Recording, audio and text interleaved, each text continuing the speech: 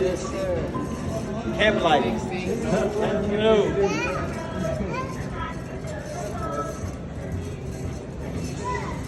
This is a world champion.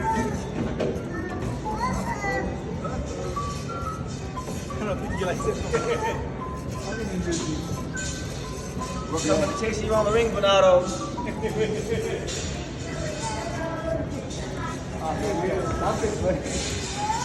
Slow it down. Best dog I spent in a long time. Hey.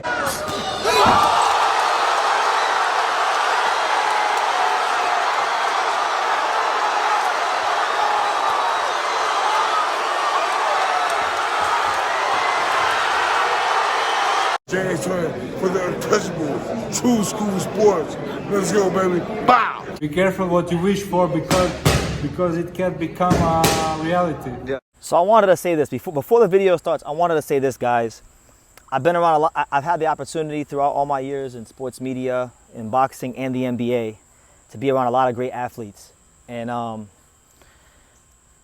the two hardest working athletes I've ever seen in my entire life, boxing or basketball, that I've had a chance to really be around are hands down Dirk Nowitzki and Angelo Leo. You know, when I was 20 years old, or not when I was, how old was I? When I was 19 years old. I'm 30 years old now, so do the math. But when I was 19 years old, and I used to cover the Dallas Mavericks, which, by the way, some of y'all probably didn't even know that. But when I used to cover the Dallas Mavericks, and I used to go to the Mavericks practice facility and watch Dirk Nowitzki do shoot around, like, to me, he was the most detail-oriented athlete I'd ever been around. He was the most prepared athlete I had ever seen in my life, and that's why he had such a great NBA career with the fadeaway one-legged shot, and he's one of the greatest players of all time. And I would say him and Angelo Leo are the two hardest working athletes I've ever seen in my life. And it's not a coincidence that Angelo Leo has become a two-division champion, two-division champion, and has produced special moments in the ring. And I think the best is yet to come. So I want to say like that. He didn't get here on accident. He didn't get here because Venado didn't have no defense. He didn't get here because of just the powers that be wanting him to be here. No. He got here because he's one of the most prepared, most detail-oriented athletes I've ever seen in my entire life, boxing or basketball. So I put him up there with Dirk Nowitzki as the hardest working and most prepared athlete I've ever seen in my entire time in sports media. And that'll be the opening statement I give before the beginning of the video. Roll the video. All right, so this is a special video. Today is the 1-year anniversary of a very special moment in my life, and I would definitely say thus far the greatest night of my life and the greatest experience I've had in my almost 10 years of being around and covering boxing.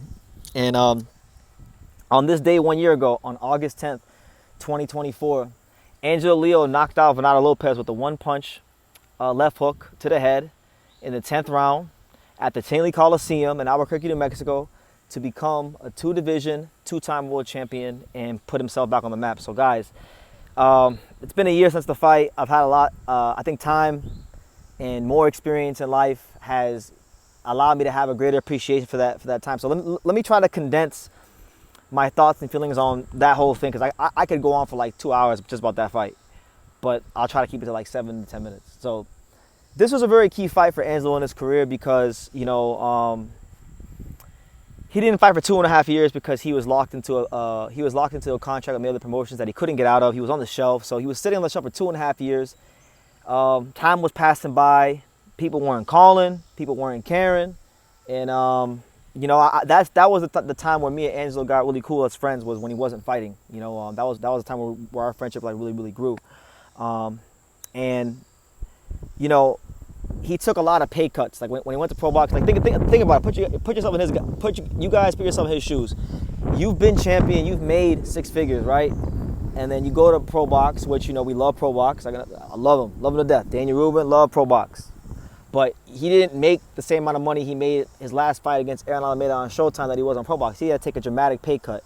And a lot of fighters in boxing say they want to be great, but when it comes time to do things like that are not that they don't want to do, that will benefit them in the long term, when it comes time for a fighter to really believe in themselves, they don't believe in themselves. Now he took a pay cut and he made up for a lot of lost time. He had 3 fights in, what was it?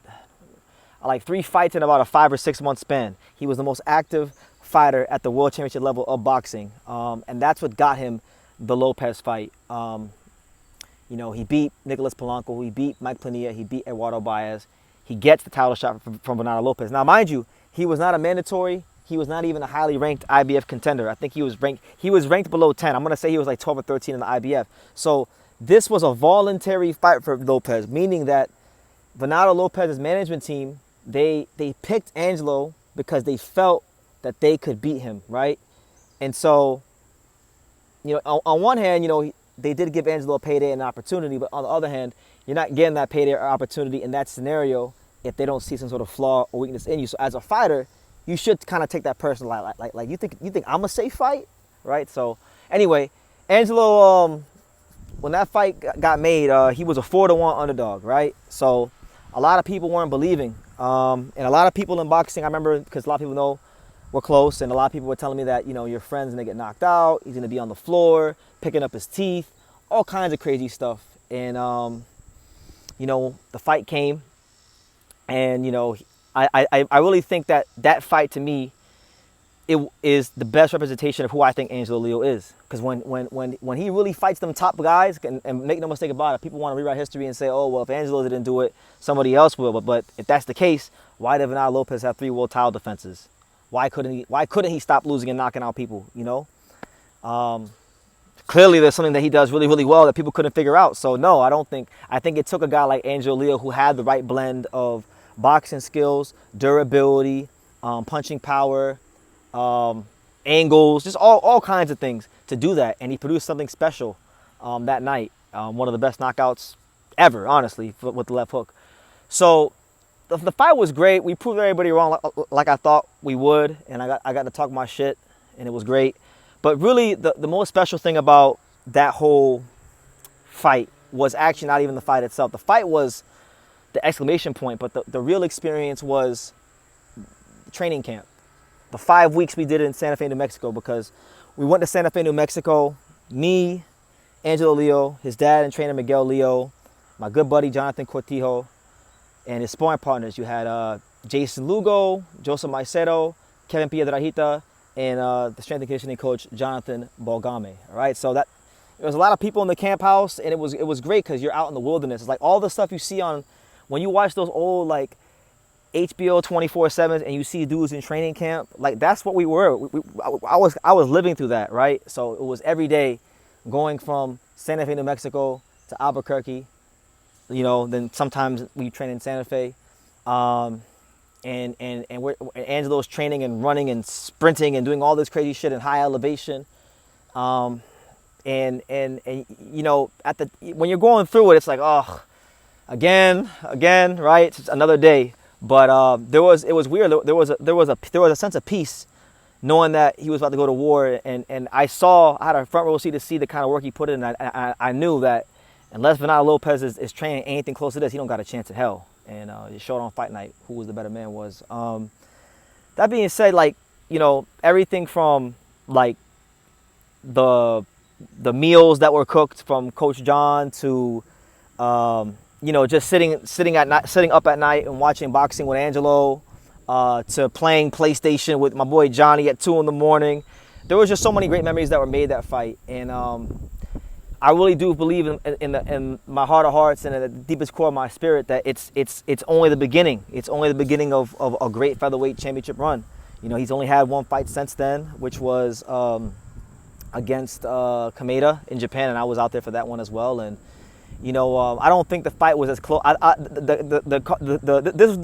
fight was one of the few cases where I thought the judges made the fight closer than what it really was. I thought Angelo, upon watching it back, won 8 to 9 rounds against Kameda. But that fight, I thought he showed a lot in that fight.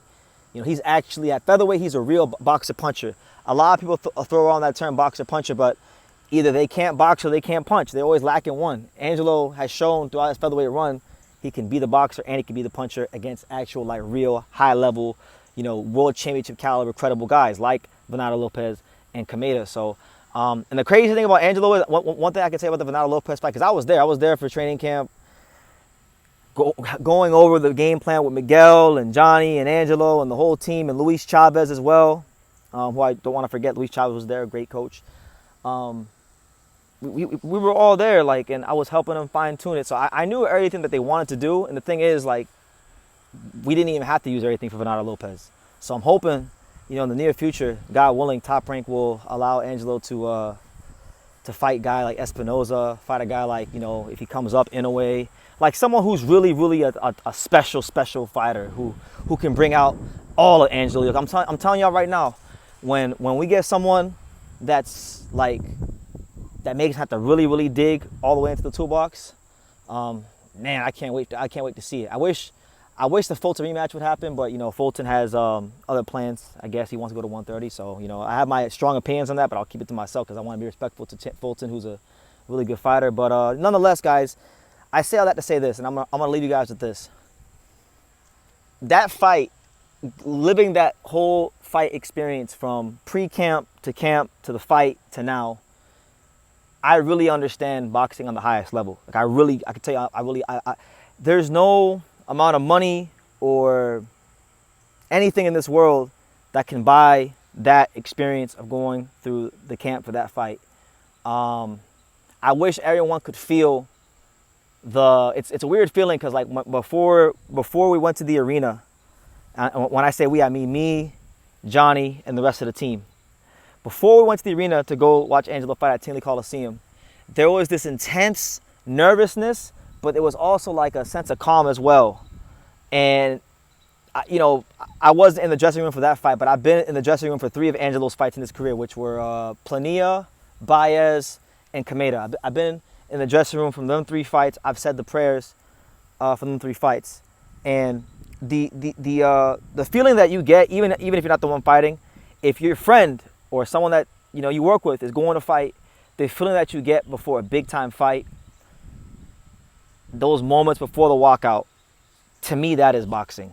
The feeling you get, that is boxing. And I wish everyone just once in their life that loves the sport, I wish they could feel those feelings I feel, because if you really felt those feelings, you know what boxing is really about. And you know, the fact that it ended the way it did in such spectacular fashion, it's something that I'll be talking about for the rest of my life. So obviously, Venado Lopez is a really good fighter. We needed someone like that was as dangerous as him to bring that out of Angelo, and I'm hoping we continue to get more fighters like that, like Espinoza and Inoue, and, you know, some of you guys think Shushu could be him. Even him, give me Shushu, like any of them guys, because I really do think, like, I really do believe in my heart of hearts Angelo Leo is a special fighter, and all he just needs is the continued opportunities against the top fighters in the world to prove that, and he will do that. So yeah, I hope you guys enjoy my little story. But yeah, happy 1-year anniversary of the real 2024 knockout of the year, Angelo Leo versus Venado Lopez. Thank you for watching another video on the untouchable True School Sports Empire. For more great boxing content just like this, make sure you guys stay tuned and subscribe. You won't be disappointed.